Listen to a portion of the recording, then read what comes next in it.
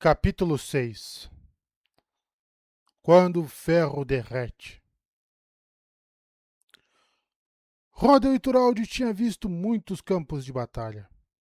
Algumas coisas eram sempre as mesmas.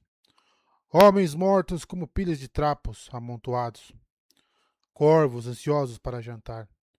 Gemidos, choros, lamúrias e murmúrios daqueles infelizes que precisavam de muito tempo para morrer.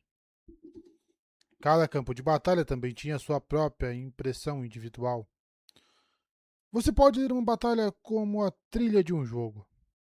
Cadáveres dispostos em fileiras perturbadoramente retas indicavam uma carga de lacaios que havia sido pressionados contra a sarevada de flechas. Corpos espalhados e pisoteados eram resultado da quebra da infantaria diante da cavalaria pesada. Esta batalha viu um grande número de Xianxan esmagados contra as paredes de Darluna, onde lutaram com desespero, martelados contra a pedra. Uma seção da parede era completamente arrancada, onde alguma da Mani tentou escapar para a cidade. Lutar nas ruas e entre as casas teria favorecido os Xianxan. Eles não chegaram a tempo. Ituraldi montou seu castrado Ruão através da confusão. A batalha sempre era uma bagunça. As únicas batalhas legais eram aquelas em histórias ou livros de história. Aquelas que foram limpas e polidas pelas mãos abrasivas de estudiosos em busca de concisão.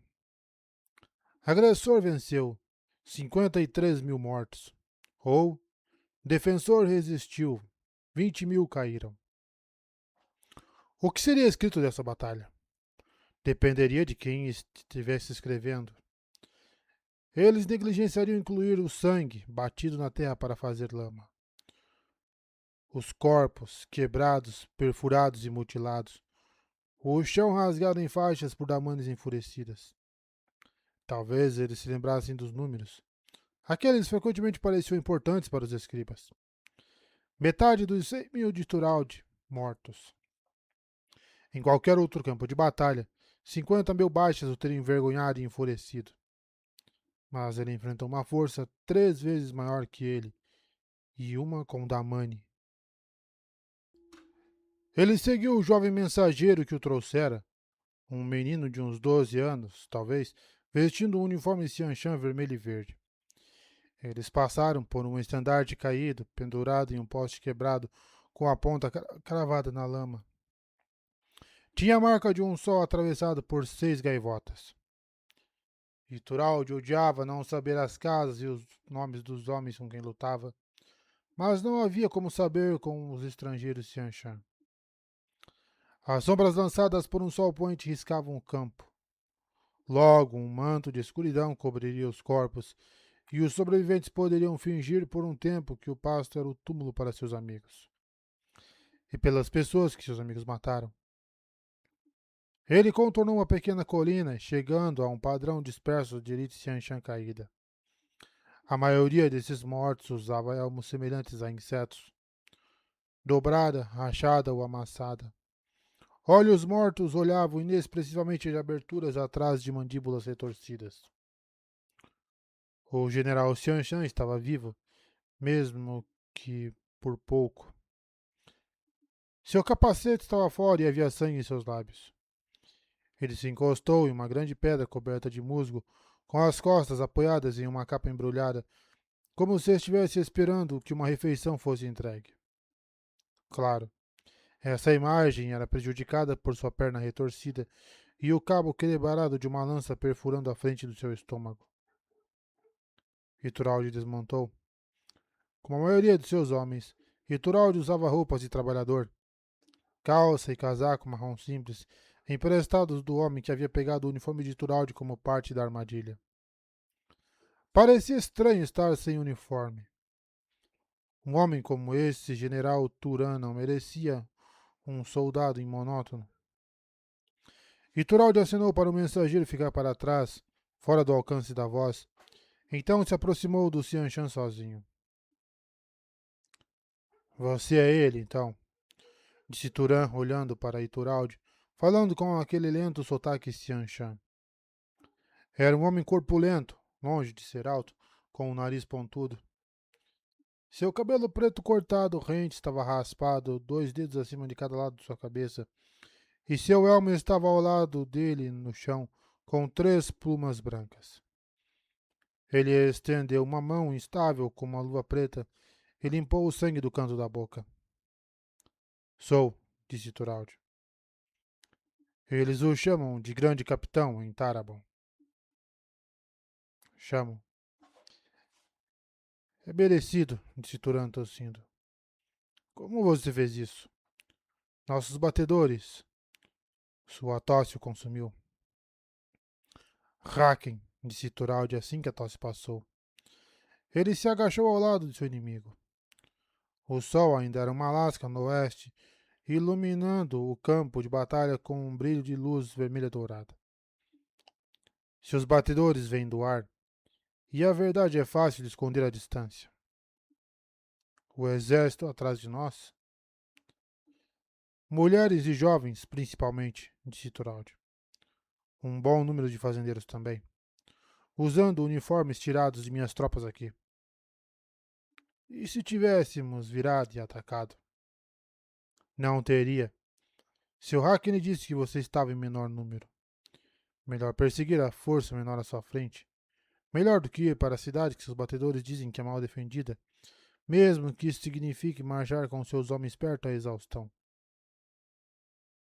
Turan tossiu novamente, assentindo. Sim. Sim, mas a cidade estava vazia. Como você colocou tropas nela? Batedores no ar, disse Turaldi. Não podem ver o interior dos edifícios. Você ordenou que suas tropas se escondessem lá dentro por tanto tempo? Sim, disse Turaldi. Com uma rotação que permite que um pequeno número saia todos os dias para trabalhar nos campos. Turan balançou a cabeça em descrença.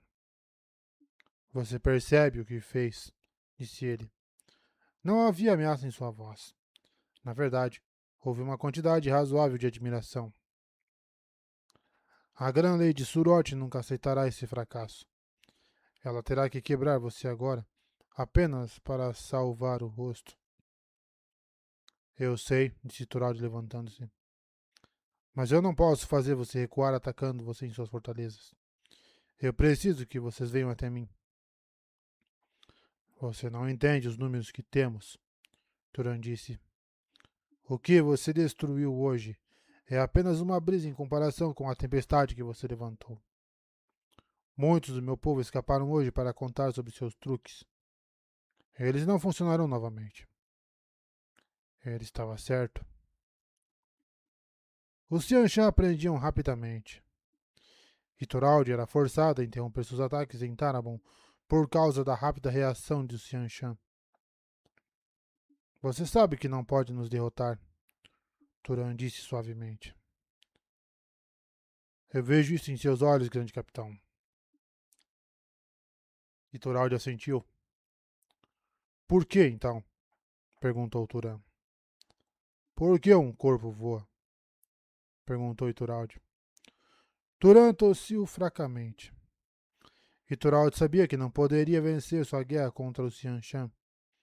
Estranhamente, cada uma de suas vitórias o deixava mais perto de seu eventual fracasso. Os Xianshan eram inteligentes, bem equipados e bem disciplinados. Mas mais do que isso, eles eram persistentes. O próprio Turan deve ter percebido, desde o momento em que aqueles portões se abriram, que ele estava condenado. Mas ele não se rendeu. Ele lutou até que seu exército se desfez, espalhando-se em muitas direções para que as tropas exaustas de Turaldi o alcançassem. Turan entendeu. Às vezes, a rendição não valia o custo. Nenhum homem gostava da morte, mas havia fins muito piores para um soldado.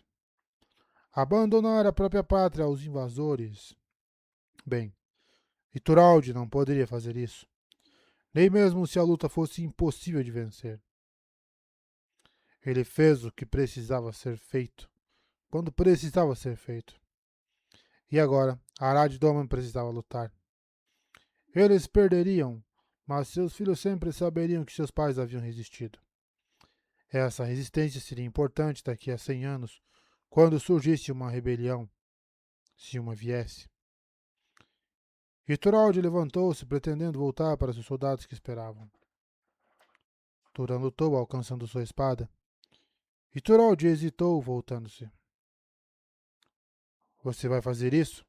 Perguntou Turan. Rituraldi assentiu, desembainhando sua própria espada.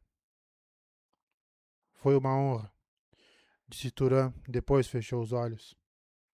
A espada de Turaldi, com a marca da garça, acertou a cabeça do homem um momento depois. A própria lâmina de Turan trazia uma garça, quase invisível, no reluzente comprimento da lâmina que o Xianshan conseguira puxar. Era uma pena que os dois não tivessem sido capazes de cruzar espadas. Embora, de certa forma, essas últimas semanas tivessem sido apenas isso, em uma escala diferente. Rituraldi limpou sua espada, então deslizou-a de volta em sua bainha. Em um gesto final, ele deslizou a espada de Turan e a cravou no chão ao lado do general caído.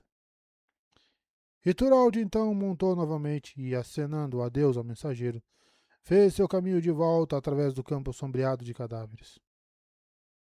Os corvos tinham começado. Tentei encorajar vários servos e guardas do palácio, disse Liane suavemente, sentando-se ao lado das grades da sua cela. Mas é difícil. Ela sorriu, olhando para Egwene, que estava sentada em um banquinho do lado de fora da cela. Eu não me sinto exatamente atraente ultimamente. O sorriso de resposta de Egwene era irônico, e ela pareceu entender. Liane usava o mesmo vestido com o qual foi capturada, e ainda não havia sido lavado. A cada 3 manhãs, ela o removia e usava o balde de água da manhã, depois de se lavar com um pano úmido, para limpar o vestido em sua bacia. Mas havia um limite para o que podia se fazer sem sabão. Fica uma porcaria. Ela havia trançado o cabelo para dar uma aparência de asseio, mas não podia fazer nada com as unhas esfarrapadas. Liane suspirou, pensando naquelas manhãs passadas em pé no canto de sua cela, escondida de vista, sem usar nada, enquanto esperava que o vestido e a camisola secassem. Só porque ela era Domani não significava que ela gostasse de desfilar sem nada. A sedução adequada exigia habilidade e sutileza. Nudez não tinha nenhum dos dois. Sua cela não era tão ruim quanto as celas. Ela tinha uma cama pequena, refeições, bastante água, um penico que era trocado diariamente. Mas ela nunca teve permissão para sair e sempre era guardada por 2 irmãs que a mantinham protegida. A única pessoa que a visitava, exceto aquelas que tentavam arrancar dela informações sobre viagens, era Egwene. A Ameline estava sentada em seu banquinho, com uma expressão pensativa. E ela era a Ameline. Era impossível pensar nela de outra maneira. Como uma criança tão jovem pode ter aprendido tão rapidamente? Aquelas costas retas, aquela expressão equilibrada.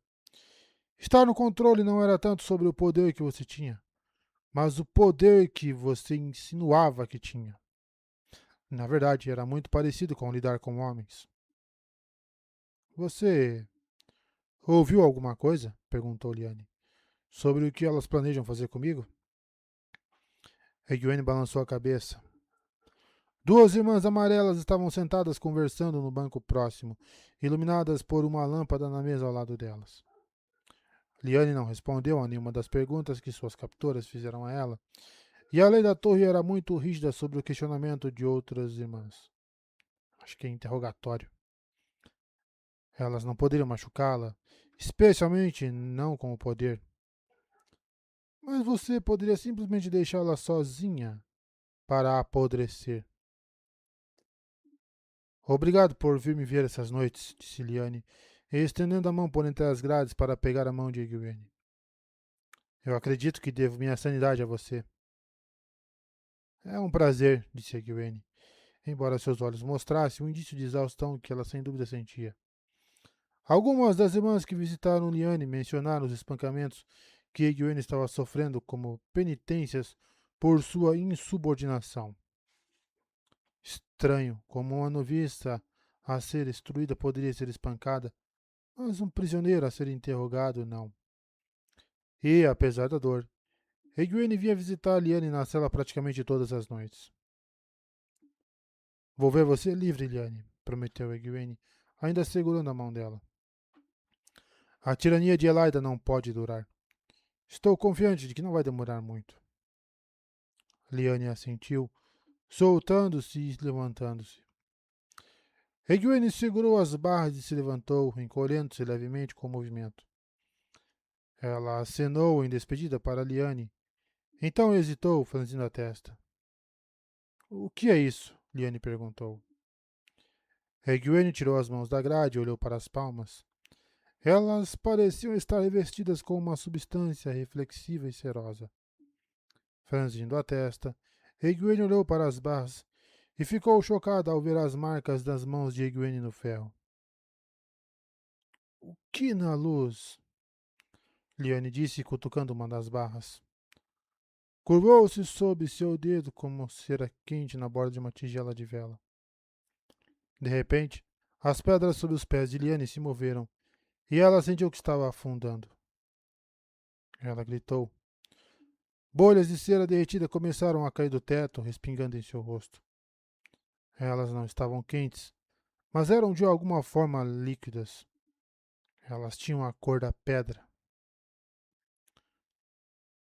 Ela engasgou, em pânico, tropeçando e escorregando, enquanto seus pés afundavam ainda mais no fundo, no chão, muito escorregadio. Uma mão pegou a dela. Ela olhou para onde a Egwene havia agarrado. As barras derreteram enquanto Liane observava, o ferro pendendo para os lados, depois se liquefazendo. Ajuda! Egwene gritou com as amarelas do lado de fora. Que se queime. Pare de olhar! Liane lutou para se segurar, apavorada, tentando se arrastar pelas barras em direção a Egwene. Ela segurou apenas cera. Um pedaço de barra se soltou em sua mão, esmagando-se entre seus dedos, e o chão se deformou ao seu redor, sugando-a para baixo. E então fios de ar a agarraram, puxando-a para fora. A sala balançou quando ela foi jogada para a frente em Egwene, derrubando a mulher mais jovem para trás.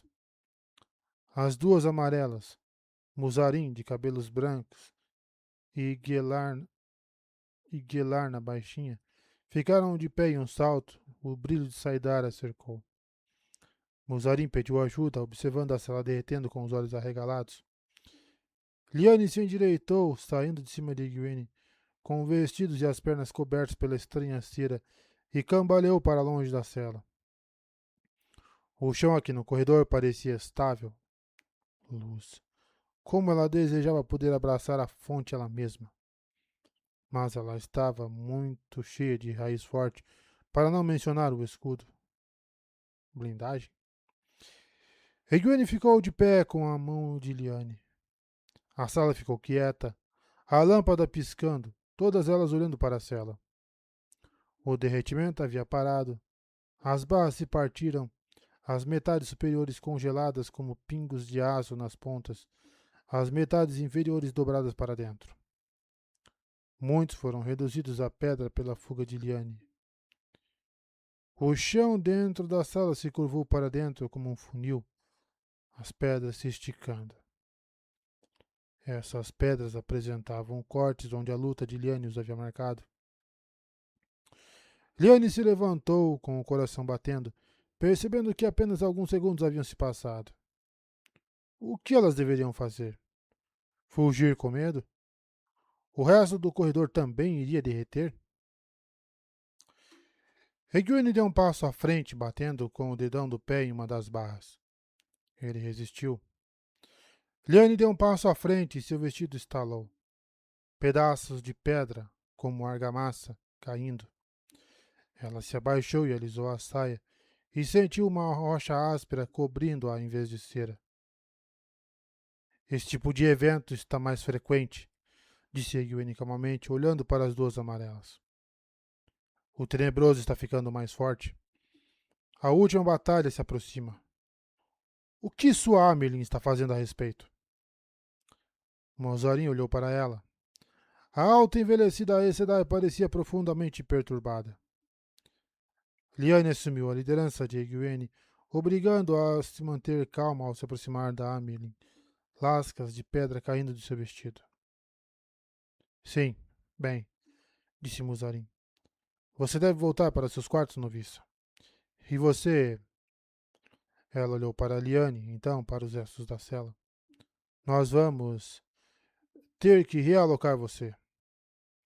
E me dar um vestido novo também, presumo, disse Liane cruzando os braços. Os olhos de Muzarin piscaram para Egwene. Vá. Isso não é mais da sua conta, criança. Nós cuidaremos da prisioneira. Egwene cerrou os dentes, mas então se virou para Liane. Fique forte, disse ela, e saiu correndo, seguindo pelo corredor. Exausta, perturbada pela bolha de pedra do mal, Egwene caminhou com as saias esvoaçantes em direção à sala da torre, que continha os aposentos das noviças. O que seria necessário para convencer as mulheres tolas de que não havia tempo para brigas? Já era tarde e poucas mulheres percorriam os corredores, e nenhuma delas noviças. Egwene passou por vários servos ocupados em tarefas noturnas, seus pés em chinelos caindo suavemente sobre os ladrilhos do piso. Esses setores da torre eram povoados o suficiente para que as lâmpadas queimassem nas paredes aparadas abaixo, dando uma luz laranja. 100 diferentes ladrilhos polidos refletiam as chamas trêmulas, parecendo olhos que observavam Egwene enquanto ela caminhava. Era difícil compreender que esta noite tranquila se transformou em uma armadilha que quase matou Liane. Se até mesmo o próprio solo não era confiável, então o que poderia? Egwene balançou a cabeça, cansada demais, dolorida demais para pensar em soluções no momento. Ela mal notou quando os ladrilhos do piso passaram de cinza para um marrom profundo. Ela apenas continuou na ala da torre, contando as portas pelas quais ela passou. A dela era a sétima. Ela congelou, franzindo a testa para um par de irmãs marrom. Mainadrin, uma Saldaiana, e Negaine. As duas conversavam em sussurros abafados e franziram a testa para a Egwene quando ela passou por elas. Por que estariam nos aposentos das noviças? Mas espere. Os aposentos das noviças não tinham piso marrom. Esta seção deveria ter blocos cinzas indefinidos. E as portas do corredor eram espaçadas demais. Aquilo não se parecia em nada com os aposentos das noviças. Ela estava tão cansada que caminhou na direção completamente errada. Ela refez seus passos, passando pelas duas irmãs marrons novamente. Encontrou uma janela e olhou para fora. A extensão branca retangular da torre se estendia ao seu redor, exatamente como deveria. Ela não estava perdida. Perplexa, ela olhou para o corredor. Mainadrin cruzara os braços, observando Egwene com um par de olhos escuros. Negaine, alta e magra, aproximou-se de Egwene. O que você faz aqui a esta hora da noite, criança? Ela exigiu. Uma irmã mandou chamar você? Você deveria estar de volta em seu quarto para dormir. Sem dizer nada, Egwene apontou para a janela. Negaine olhou para fora, franzindo a testa. Ela congelou, ofegando suavemente. Ela olhou de volta para o corredor, depois para fora, como se não pudesse acreditar onde estava. Em minutos, toda a torre estava em frenesi. Egwene, esquecida, estava ao lado de um corredor com um grupo de noviças de olhos turvos, enquanto as irmãs discutiam umas com as outras em vozes tensas, tentando decidir o que fazer. Parecia que duas seções da torre haviam sido trocadas, e as adormecidas irmãs marrons haviam sido transferidas de suas seções nos níveis superiores para a ala. Os quartos das noviças, intactos, foram colocados onde antes ficava a seção das irmãs marrons. Ninguém se lembrava de nenhum movimento ou vibração quando a troca aconteceu, e a transferência parecia perfeita. Uma linha de ladrilhos era dividida bem no meio, depois fundida com ladrilhos da seção que havia mudado. Está ficando cada vez pior, pensou Egwene, enquanto as irmãs marrons decidiam, por enquanto, que teriam de aceitar a troca.